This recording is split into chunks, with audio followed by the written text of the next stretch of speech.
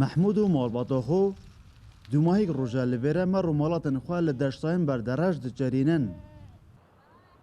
مترسیا هشکا سالی او نچار کریه وی رکی بگریته بر. چونکی دنوکه دا آوا پیتوی بو ما رو مالاتن وین نمایه.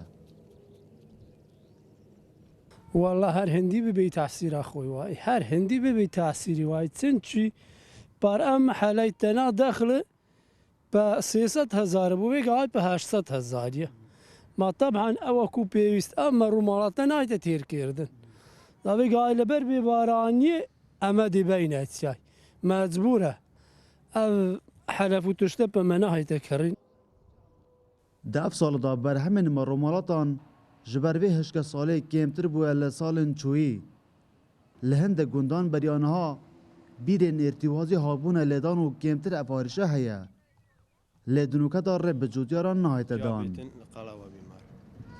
اك جاشني والله صحيفه بي شر بي نا والله خر ويا ارزان بويته او تعالي كجيران وبارانيش ناين هر ويتي تخواري هري والله سعر حيوان هرتي تخواري هكا بباران بيتن سعر حيوان برزه كبارانيش نيت سعر حيوان الاخواري واک رگه چارک بو هشکا سالیه وزارت چاندن دنوکه دا مجول همار کرنا رینمایل ندانا بیرانه.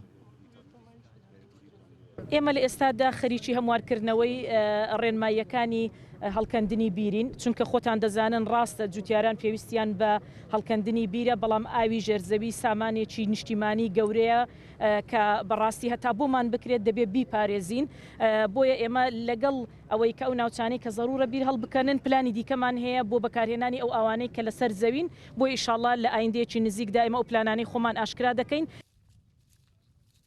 لگوری آمارین چاندنا بردرش نزدیکی 200,000 سر مرومالات لوی دبری هنه و لسال 2016 و تانوکه هیچ هاریکاری وان نهاتیه کل سر خدان وان مرومالاتان دابش بکن.